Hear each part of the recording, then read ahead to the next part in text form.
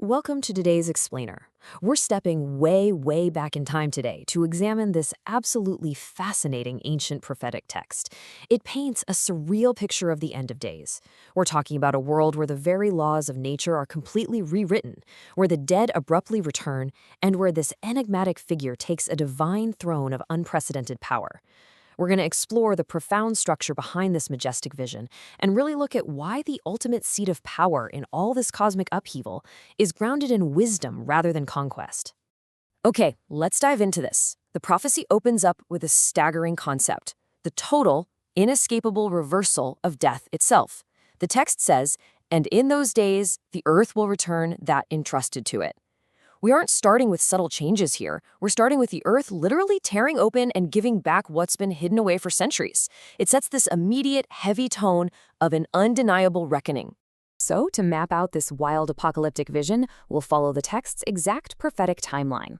First up, the Great Return. Then we hit our main focus, the Throne of Wisdom. After that, a world transformed. And finally, we wrap up with the Age of Gladness. All right, kicking things off with part 1, the Great Return, a cosmic reversal of death. The prophecy wastes absolutely no time setting a massive universe-spanning stage. Now, what's really interesting about this slide is the sheer, inescapable nature of this event across 3 distinct realms.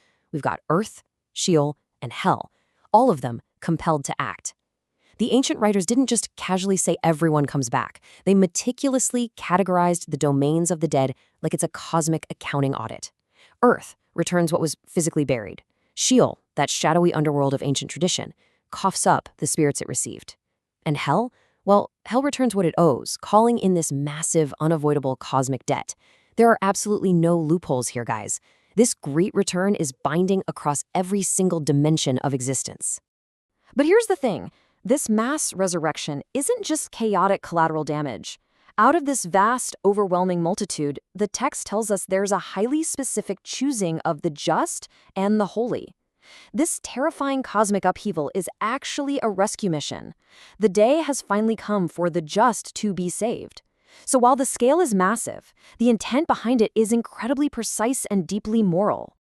And that brings us to the profound climax of the text. And honestly, the absolute core focus of our explainer today, the Throne of Wisdom, the seat of the Chosen One. So after the earth completely shatters and the dead are raised, the prophecy suddenly zooms way in on a single solitary figure. The text says, "And the Chosen One in those days will sit upon his throne, and all the secrets of wisdom will proceed from the thoughts of his mouth." We go from this macro-level cosmic chaos to this incredibly intimate, awe-inspiring image of an individual just taking his seat. And notice what happens when he sits down. It's not some violent display of military force. It is a pure, overwhelming outpouring of hidden wisdom. So the crucial point is that this isn't just your standard king's chair. It's an absolute fountain of divine wisdom, granted to the Chosen One by the Lord of the Spirits. You have to remember, in the ancient world, power was almost exclusively associated with brutal empires and military muscle. But here, what makes this Chosen One so incredibly powerful isn't a weapon at all. It's the fact that his very thoughts, when spoken out loud, reveal the deepest secrets of existence.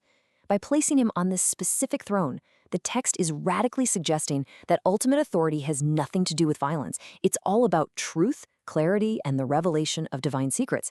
It's a total game changer. Moving into part 3, a world transformed, nature's surreal joy. Because once the Chosen One is firmly seated on that throne of wisdom, the physical world fundamentally reacts. And this brilliantly illustrates a complete paradigm shift. Instead of static, immovable geology, we get pure, unadulterated, magical realism.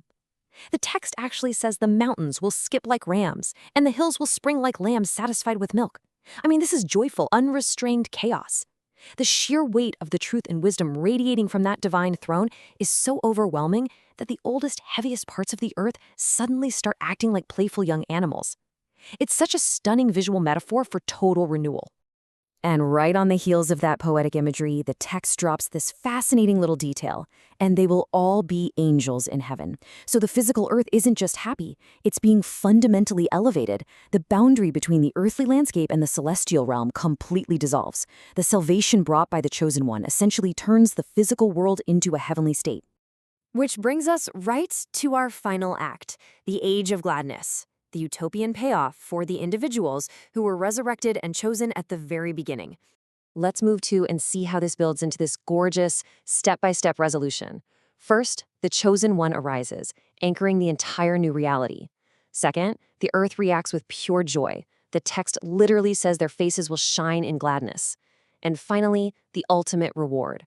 The just and chosen get to live, walk, and move upon this newly transformed earth. After all that terrifying upheaval of the resurrection, the end state is incredibly peaceful. It's simply the chosen people, bathed in the truth and wisdom of the divine throne, walking freely on a joyful earth. So what does this all mean? It leaves us with a pretty profound question to ponder. Why do these ancient visions of a world governed by ultimate wisdom and justice still capture our imaginations today?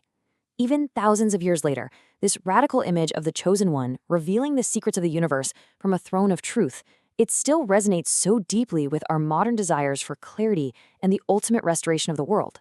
It kind of makes you realize that humanity's hunger for a perfectly just, joyful reality is as ancient as civilization itself. Keep exploring, keep questioning, and I'll see you in our next explainer.